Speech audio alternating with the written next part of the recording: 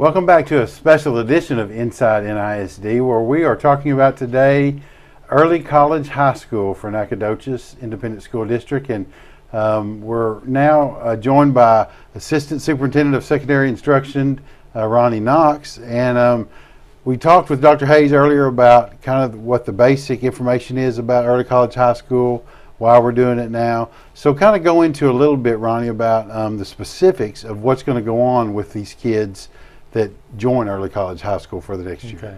Well, the application process has begun on November 28th, which is the Monday we come back from the Thanksgiving holidays. We are going to have a student orientation. One will be at 7:30 in the morning at McMichael, and one will be at 2:30 in the afternoon at Mike Moses, going over the specifics of the program with those students in the 8th grade. And then that evening at 6 p.m. we will have a parent orientation at Mike Moses Middle School, and we'll also have a parent orientation at 7:30 p.m. at McMichael Middle School.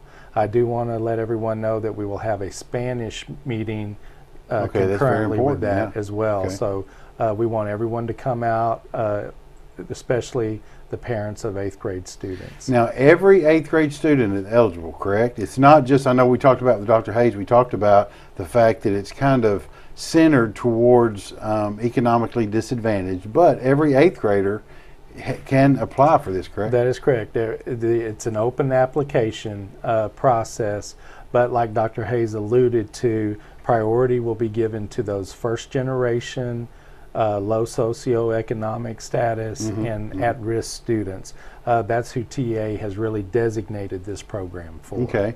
Now go into a little of the specifics about, I'm an 8th grade student. I come in next year, I join the program, I'm elected to join the program. What new things am I going to encounter? Well, as an 8th grade student that's turned in an application, the very first thing you are going to get is a letter in January telling you that you've been accepted into the applicant pool. Okay. And we're going to create an applicant pool of everyone that's been screened. And from that applicant pool, at the 1st of February, we're going to invite all those students to come to a prep camp, because these students, like all college students that go to SFA, have to meet their entry requirements. Right, okay. And one is the AccuPlacer and scoring a certain score on that. So we are going to do a prep camp to get these kids ready for that test.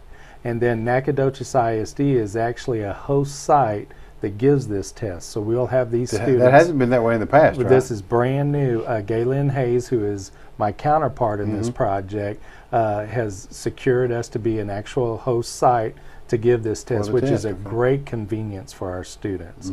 But we will have those students after the prep camp come back at the end of February and take the test. And that's one of the biggest hurdles. They've got to be able to pass that test.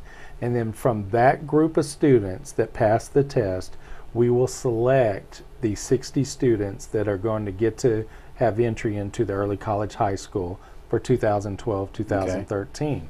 But their training doesn't stop there. That 60 students, of course, will be hand notified, and we will also have a summer prep camp for them, going over things like the soft skills that you see in college, like how to sit at the front of the class, how to address a professor, how to go and advocate for yourself on that college campus. That's very important. A lot of kids don't know that kind of stuff. No, they don't. And so we want them fully prepared for when that first day on that college campus comes, which will be in August.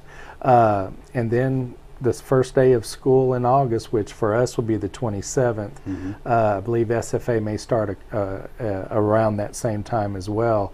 They will actually be dual enrolled. They will be college students on the SFA campus, and they'll also be enrolled as high school students for Nacogdoches ISD. So as we talked about, I believe with Dr. Hayes earlier, they're going to go to the actual SFA campus half a day. They'll be bused there, correct? Yes, correct.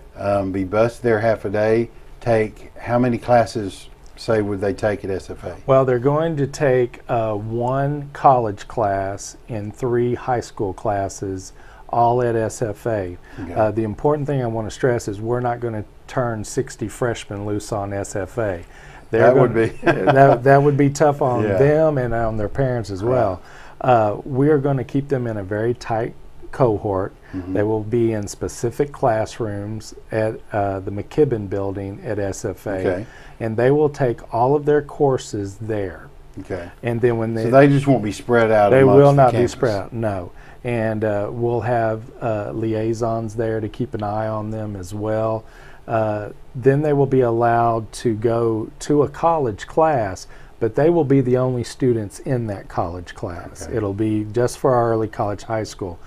And we will follow that same pattern for their freshman year, for their sophomore year, and then as juniors, they will flow into the normal dual credit just like our other high school students are doing, and they will diffuse out throughout the college campus. So they'll be able to come back to the high school campus if they're in football or athletics or band or Yeah. theater or whatever. They'll get to do all of that as well as some of their other classes, core Yes. classes at the high school. And they'll also be able to take elective classes at the high school as well. The only thing limiting them would be if this master schedule didn't exactly match up with what they wanted to do as an elective, but that's the only limitation. Okay, let's talk about the timeline real fast and look at it. And there is a timeline for the application process. Yes. Go into that. Well, the most important part right now is we need to focus on the application process. Okay. We had a select few that teachers recommended, and we gave them applications this week. And then on the 28th, we are going to open it up to everyone in the district to apply. Those applications need to be turned in to their respective school offices no later than December 9th. Okay. And then from that pool of applications, we're going to invite everyone that wants to be part of the applicant process. They'll receive a notice by mail. And then like I lined out, in February we'll have our prep camp. They'll take the acuplacer at late February, and then a decision will be made in based on that for the 60 applicants that we take. Okay, so once y'all choose and the qualified applicants and y'all pick those 60 students, that's kind of when those students will be invited to the camps that Correct. you're talking about. And so go ahead and give the information again for the 28th. Okay. On November 28th, which is the Monday that we come back from the Thanksgiving holiday, okay. at 7:30 a.m., the McMichael students are going to have an 8th grade orientation. At 2:30 p.m., the 8th grade students at Mike Moses will have their student orientation. And then we want to invite all of our parents to come to Mike Moses at 6 o'clock for a parent orientation, or McMichael at 7:30 for their parent orientation. And I want to reemphasize, simultaneously we will have a Spanish translation orientation going on as well. For both sides, okay. Right. What has been, what feedback have you heard so far with the people that you talked to? I know y'all went to the middle schools yesterday, I believe, and talked Correct. to some of the kids. What are they saying? What are you hearing? Well, the kids at first were like, what is this? I'm going to get to go to college. But as Mrs. Hayes and I explained to them the benefits and how they were handpicked by their teachers to enter into this application process, you saw a great sense of pride come over them. Oh, yeah. And I was extremely excited. We had over 100 students selected at McMichael and over 80 selected at Mike Moses. Wow. Just to enter into the applicant process. And of course, once again, we want to make sure everyone understands it's open to everyone. But these students that are first generation, that are at risk and low socioeconomic status will have preference. Now, early college high school is not something that's, it's around the state. There are other districts that are very well into several years. Definitely. Right now there are 43 districts that have an early college high school agreement with either a 2-year college or a university. Okay, we just want to make mention one more time. Remember, it's the 28th, the Monday after Thanksgiving.